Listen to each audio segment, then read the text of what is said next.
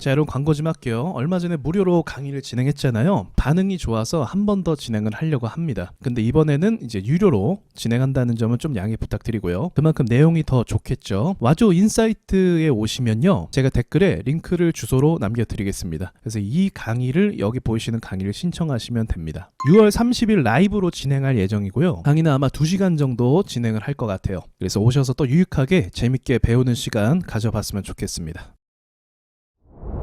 자, 현 시점에서 시장에 대해서 중요한 부분을 한번 짚고 넘어갈게요. 지금 미국 시장이 엄청난 상승을 하고 있죠. 근데 그게 과열로 볼 수도 있어요. 작년에 에코프로 차트를 보면은 조금 감이 잡히실 수 있는데, 에코프로가 미친 상승으로 계속 올랐었죠. 테슬라 주가를 보면 에코프로와 비슷한 시점에 계속적인 상승 랠리를 가져가 주었습니다. 자, 그리고 모두가 아는 그 엔딩이죠.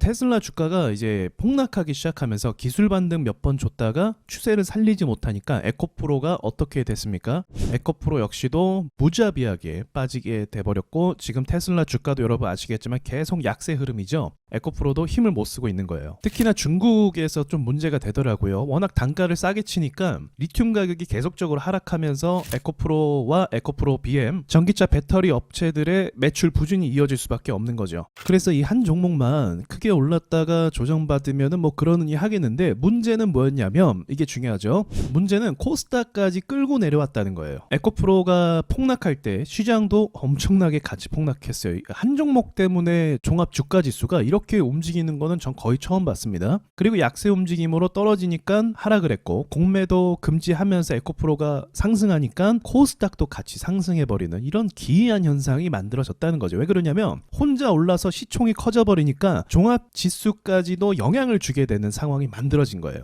자, 그러면 제가 이 말씀을 왜 드리냐면, 지금 동일한 문제로 우려되는 게 한 가지 있거든요. 그게 뭐냐면 SK 하이닉스예요. 자, 여러분도 아시겠지만 엔비디아 덕분에 SK 하이닉스도 주가가 엄청나게 고공행진을 이어가고 있습니다. 엔비디아도 말할 것도 없이 뭐 다 아시겠지만 엄청나게 큰 상승을 만들어내고 있죠. 자, 여러분, 이게 미국 주식의 힘입니다. 엄청난 상승, 갭을 띄우고 나서부터 이제 1년 가까이 된 것 같아요. 1년 넘었나요? 계속적으로 상승해서 랠리를 이어갔다는 거죠. 엔비디아는 사실 그 전부터 상승을 보면 1년이 넘게 상승 랠리를 가고 있는 중이거든요. 근데 이게 굉장히 이제 주의해야 될 점이 뭐냐면, 항상 고평가된 주식은, 또 과열되고 인기 많은 주식은 조심해야 돼요. 올라갈 때는 좋은 기사가 계속 쏟아지고 당연히 좋으니까 올라가는 것도 있고, 하지만 누군가가 차익 실현으로 이제 매출이 조금이라도 줄어들게 되면 그때부터 하락 추세로 전환돼서 투심이 꺾이게 되는 건 한순간이거든요. 주식은 어떤 주식이든지 1년 넘게 오르는 경우는 많이 없어요. 1년 동안 계속 상승 랠리 간다는 걸 1년 넘게 매출과 영업이익이 계속 좋아지고 있다는 걸 의미하거든요. 엔비디아가 그렇죠. 그러니까 아주 이례적인 상황과 드문 상황에서 무조건 낙관적일 수는 없다는 게 차트 분석적인 이유인 거죠. 그래서 이제 걱정되는 게 뭐냐면,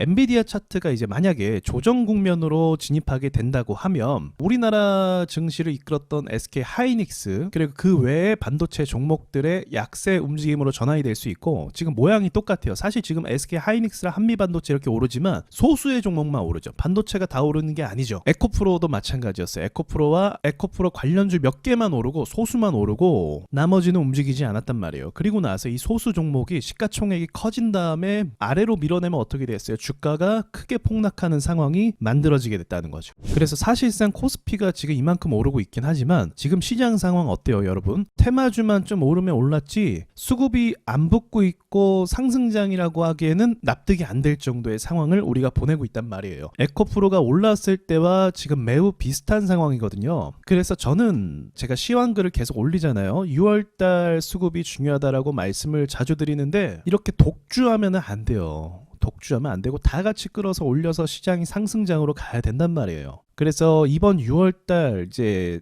좀 타이트하게 잡을 수 있는 거죠. 이렇게 계획을 좀 잡고 못 오르게 되면 여러분이 과감하게 현금을 좀 준비하실 필요가 있어요. 근데 현금을 준비 못하고 크게 물려있는 분들도 있을 수 있단 말이에요. 그런 분들은 만약에 이제 회사가 가치가 좀 괜찮다면 뭐 그냥 가져가라, 제가 이 말씀 자주 드리죠. 근데 또 돈을 회전시키고 또 수익 매매나 하는 분들 같은 경우는, 또는 이제 평단에서 왔다 갔다 하는 경우는 현금을 좀 많이 확보하시는 게 좋습니다. 제가 지금 보고 있는 게 바이오 쪽 섹터의 수급을 좀 기대하고 있거든요. 지금 3천당 제약이나 알테오젠 보시면 신고가 행진 진행 중이죠. 알테오젠도 신고가 행진 진행 중이에요. 그리고 또 유한양행도 제가 체크를 했습니다. 조금만 더 있으면 신고가 진입해요. 그런데 이제 셀트리온 제약과 이 삼성 바이오로직스 이 친구들이 또 중요하거든요. 이 종목들이 시가총액이 워낙 커서 얘네가 올라가면은 분위기 반전이 단번에 될 수 있거든요. 근데 조금 전에 유한양행, 알테오제 뭐 이런 애들이 엄청난 종목은 아니지만 그래도 바이오가 오르기 위해서 아니 어떤 섹터든지 오르기 위해서는요. 저기 나팔수가 필요하다고 말씀드린 적이 있는데 신고가 행진을 누군가가 가져야 돼요. HLB가 가주니까 다른 종목들이 끌려 올라갔잖아요. 그런 것처럼 신고가 행진을 좀 세게 누군가가 가주면 그때 다른 종목들도 주목을 받고 그럼 얘는 어때 얘는 어때 하면서 그때부터 이제 매수세가 들어오기 시작한다는 거죠. 신고가를 만들어내는 것 자체가 세력들이 하는 거고 세력들이 투자자들을 유인하는 거예요. 시장으로. 그러니까 SK 하이닉스도 마찬가지고 에코프로도 마찬가지고 신고가 행진을 가니까 사람들이 유혹을 받아서 막 매수를 하잖아요. 그런 상황을 만들어줘야 된다는 거죠. 그래서 이런 수급이 저는 6월 또 길게 보면 7월도 될 수 있어요. 왜냐면 금리 인하를 이제 앞두고 있기 때문에 또 이때 7월에 이제 채권 투자한 돈들이 시장으로 몰려들 수 있다 그런 견해도 있거든요. 그러니까 아무튼 이제 얼마 안 남은 거예요. 이 상황들이. 그래서 이런 게 안 만들어지면 SK 하이닉스로 인한 시장의 큰 조정이 올 수도 있다라는 거를 좀 기억하셨으면 좋겠어요. 그래서 그런 조정이 오기 전에 다른 섹터에서 돈들을 받아서 올리면 시장이 방어를 해줄 수 있습니다. 근데 어쨌든 뭐 큰 폭락 아니어도 SK 하이닉스가 반도체 지금 사이클이 조금 이제 마감이 되는 시점에는요. 시장의 큰 폭 조정이 올 거는 분명해요. 자, 그래서 이런 부분 좀 주의하시고 매매하시면 좋을 것 같습니다.